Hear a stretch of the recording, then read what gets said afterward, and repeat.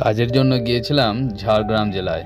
খুব তাড়াতাড়ি কাজগুলো হয়ে যাওয়াতে হাতে বেশ কিছুটা সময় থাকায় ঘুরতে গেলাম প্রাকৃতিক সৌন্দর্যে ভরা ঝাড়গ্রাম শহর থেকে প্রায় 13 কিলোমিটার দূরে অবস্থিত জামবনি ব্লকের মধ্যে চিল্কিগড় রাজবাড়িতে। এটাই রাজবাড়ির প্রধান ও সদর গেট। গেট দিয়ে ভেতরে প্রবেশ করতেই সামনে বিশাল মাঠ, আর এখানে প্রায় সারা বছরই প্রচুর পর্যটক আসে। আর এই ডিসেম্বর জানুয়ারি মাসে পর্যটকদের ভিড়টা একটু বেশিই থাকে।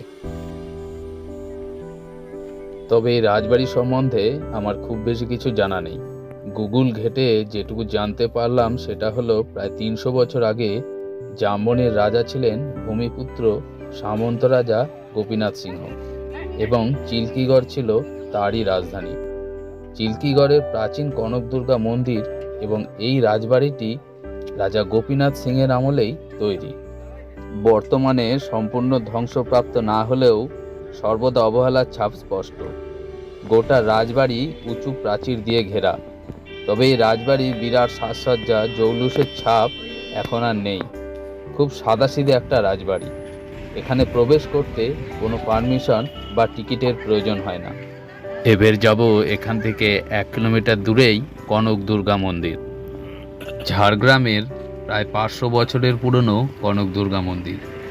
সারা বছরই পুণ্যার্থীরা এই মন্দিরে ভিড় করেন, তবে দুর্গাপুজোর সময় বহু পর্যটক ঘুরতে আসেন এখানে। কথিত আছে এখানে অষ্টমীর ভোগ নিজেই রাঁধেন দেবী।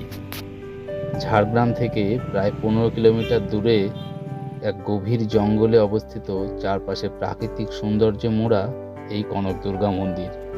এখানকার দেবী অশ্বারোহিণী চতুর্ভুজা। রাজ্যের বহু প্রাচীন এই দুর্গা মন্দিরে একসময় নরবলি হতো। এখনও এখানে মোষ ও পাঁঠা বলির দেওয়ার রীতি প্রচলিত আছে। সারা বছরই দেবীর আরাধনা জারি থাকে। অত্যন্ত জাগ্রত এই দেবীর কাছে বহু মানুষ মানত পূর্ণ হলে পুজো দিয়ে যান। তবে দুর্গাপুজোর 4 দিন বিশেষ রীতি আচার মেনে পুজো চলে ঝাড়গ্রামের কনক দুর্গা মন্দিরে। এই 4 দিন দেবীকে হাঁসের ডিম, মাছ পোড়া, শাক ভাজা ও পান্তা ভাতের ভোগ নিবেদন করা হয়। অষ্টমীর রাতে মন্দিরে পাতকুয়োর সামনে পাঁঠা বলি দেওয়া হয়। নবমীর অন্নভোগের আগে বলির মাংস নতুন মাটির হাঁড়িতে সিদ্ধ করে রাখা হয়। চিল্কিগড়ে মত্তগজ রাজবংশের গোপীনাথ সিং এই পুজোর প্রতিষ্ঠা করেন বলে দাবি স্থানীয়দের।